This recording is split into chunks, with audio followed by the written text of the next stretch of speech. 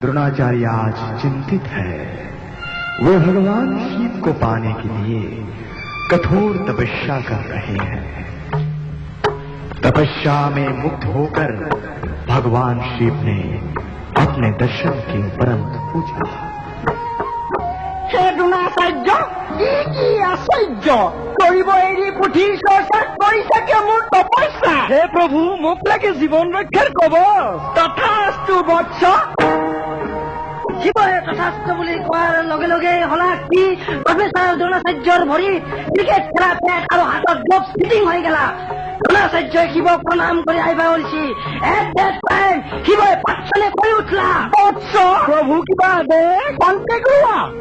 মই কি মাৰাত্মক কথাটো পাহৰি আছিলো চোৱা।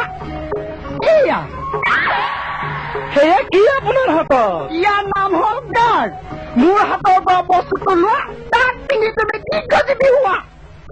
দ্ৰোণাচাৰ্যই শিৱৰ হাতৰ পৰা গাৰ্ড নামৰ বস্তুটো ললা আৰু গাৰ্ডটো পিন্ধি লোৱাৰ পিছত কি হলা, ধুতিৰ ওপৰত তাৰ বকলেছ লৈ মুক্তাৰ নিচিনাকে তীৰ বিৰাই জিলকি থাকিব ধৰিলা। শিৱই আকৌ সুধিলা, দ্ৰোণাচাৰ্য প্ৰভু, মই বুজি পোৱা নাই, হঠাৎ জীৱন ৰক্ষাৰ কবচ কিবা প্ৰয়োজন? স্কুল কলেজত পৰীক্ষা পাতিবলৈ প্ৰভু কৰিছো নহয়। দ্ৰোণাচাৰ্যৰ মুখত এই কথা শুনি শিৱই বিচুতি খালা। সিফালে কংসই মুখত গম পাইছে যে দুখীয়া নন্দগাঁৱত দেৱী কৃষ্ণ হাই মিনটোছে এটা সুস্থ আদৰ্শই মানুহৰ মনত গঢ় লবা ধৰিছি। সেইকাৰণে হৈছে কি দেৱীৰ কংসৰ চকু চুপলি নাই। কংসই ৰাজসিংহাসনত বহি গোটেই ধৰাপৰ নিচিনা ফপাবা ধৰিছি। মহাৰাজৰ জয় হয়। মন্ত্ৰী ডাঙৰীয়া, কি শুনিছো মই? মোৰ বৈৰ কৃষ্ণ নন্দগাঁৱত তুৰন্ত দেখা গৈ। কিবা এটা কৰাৰ অতি প্ৰয়োজন। অৰ্থাৎ নিশ্চয়, নহলে আমাৰ হব সাংঘাতিক আঘাত। কিন্তু কি কৰা যায় মহাৰাজ? পঠিয়াব লাগিব সিহঁতৰ মাজত অপহস্তিৰ জাহাজ। এই কাম কৰিব পাৰে পুতনাই। সেইবাবেতো তাইক মই ৰাখিছো নাই। সুন্দৰী গোপিনী সাজি নন্দগাঁৱত তাই যাব নাচি নাচি। উত্তম উত্তম কথা কৈছা তুমি। ছয়তানে দিয়ক তোমাক সুমতি। কোন আছ? পুতনাক পঠিয়াই দিয়া, তাই দেখুৱাব কৃষ্ণক বাপেকৰ বিয়া। এই বুলি কংসই পুতনাক অত্যস্য মাৰি ৰাজসভাত লৈ আহিবাক লাগি আদেশ দিলা। পুতনাই কৈছে কি তিনিটামান ভাৰতী হাঁহি এটা মাৰি কংসক প্ৰণাম কৰিলা। নমস্কাৰ। চেনেল টিভি আৰু বেন শাৰীত মই হৈছো প্ৰচাৰিত। আৰু এই পুতনা মই হৈছো প্ৰচাৰিত। দেশৰ দৰিদ্ৰ নন্দগাঁৱত হৈছে জন্ম কৃষ্ণৰ বৈৰী শিৱ। মই থাকোতে কৃষ্ণই একো কৰিব নোৱাৰে পুত্ৰটোৰ। নন্দগাঁৱৰ ঘৰে ঘৰে যাওঁ, প্ৰতিটো দেৱীৰ গালত কিছ খাম। পৰাম সিহঁতক মোৰ বিষস্ত নপান, নিমিষতে উৰি যাব সিহঁতৰ পৰা। যোৱা নকৰিবা বিলম্ব। দিনে ৰাতিয়ে সিহঁতে চিৰিয়েল দেখিব, দেখিব চিত্ৰহাৰ, দেখিব চৰকাৰী প্ৰপাগাণ্ডাৰ প্ৰচাৰ, দেখিব নানান বাতৰি, যাব সিহঁতে নিজকে পাহৰি।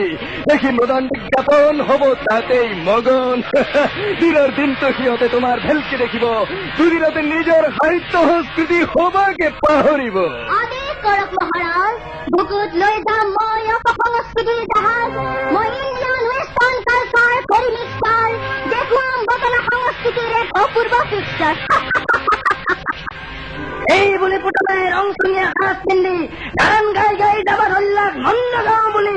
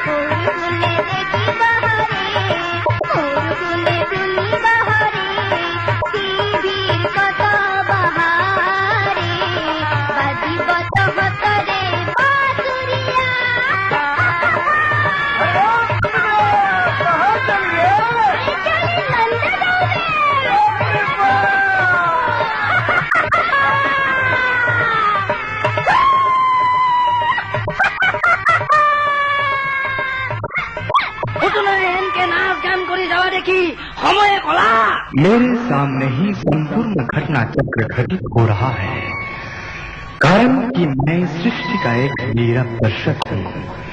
इसके अतिरिक्त मेरे कोई पथ नहीं।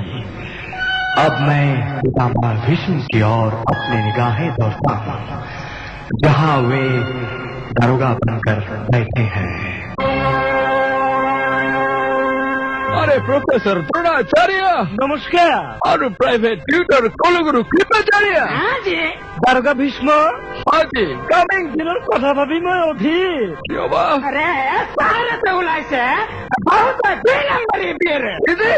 নজৰে সিহঁতে ডাঙৰ এটা মান এখন মান বাটে ঘাটে চিঞৰি গায় হাৱা হাৱা গান। Of course!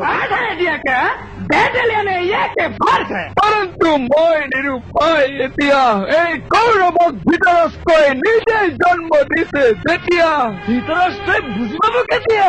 কুৰুক্ষেত্ৰ লাগিব যেতিয়া। परंतु शब्द শুনি লাগে মোৰ বৰ কাহানিকে যে পৰিব ইয়াৰ ওপৰত। আৰে আপুনি তো প্ৰতিজ্ঞা বান্ধে। মই হস্তিনাপুৰৰ সিংহাসনৰ লগত আবদ্ধ।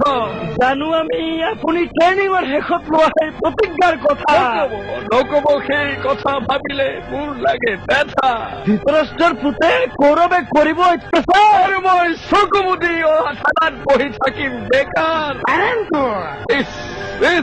परंतु शब्द मत कहिए, जो हो रहा है उसको सिर्फ देखिए। কিন্তু কিন্তু জানে সিহঁতক এৰেষ্ট কৰিলে এই ফোনটো বাজিব, তাৰ পাছত মোকে চাকৰিৰ পৰা খেদিব। কুলগুৰু দ্ৰোণাচাৰ্য, কিবা কব? শুনিছো মোৰ এই হস্তিনাপুৰৰ নাতি পুতি স্কুল কলেজত বিদ্যা নিশিকি থাকে ৰাজনীতিৰ ঘোঁৰাৰ ঘাঁহ কাটি। আচাৰ্যসকলে কৰে ৰাজনীতিৰ চৰ্চা আৰু সঁচা কথা কবলৈ যায় সিহঁতে মূৰ্খা। বুদ্ধি দিবি সিহঁতে বুদ্ধি বিক্ৰী কৰি খায়, নিজৰ স্বাৰ্থৰ কাৰণে দেশৰ মুখতা দিয়া খায়। আপুনি মই এটাই সহি থাকো দুৰ্যোধনৰ অত্যাচাৰ, কাৰণ আমি সকলোৱে একেটা কোম্পানীৰ আচাৰ। তাহানি চাইকেল মাৰি গলে দৌৰি আহে দুৰ্যোধন কৈ তশ্ৰী তশ্ৰী, আৰু আজি কটাক্ষ চকুৰে চাই চকুৰ ভাষাৰে কয় তেৰি বেৰি কৰিলে ইয়াৰ পৰা দিম প্ৰণাম তশ্ৰী। কি হল কনষ্টেবল? দুৰ্যোধনে কৰি আছে অত্যাচাৰৰ আছে সীমা। কিন্তু তাক এৰেষ্ট কৰিব গলে মই কৰিব লাগিব জীৱন বীমা।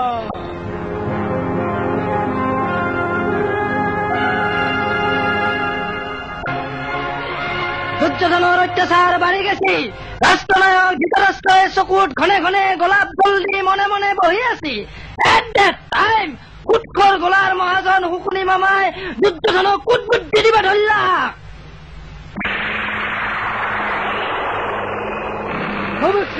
আৰে দুৰ্যোধন মোৰ প্ৰিয় ভাঞ্জা, এইদৰে থাকিলে কি শিকিব ৰঞ্জা। বন্ধৱে কৰিব হনৰেন্দ্ৰ প্ৰস্থ, আৰু মই ইয়াত বহি বহি কৰিম কি ৰাজনীতিৰ ব্যাকৰণ মুখস্থ।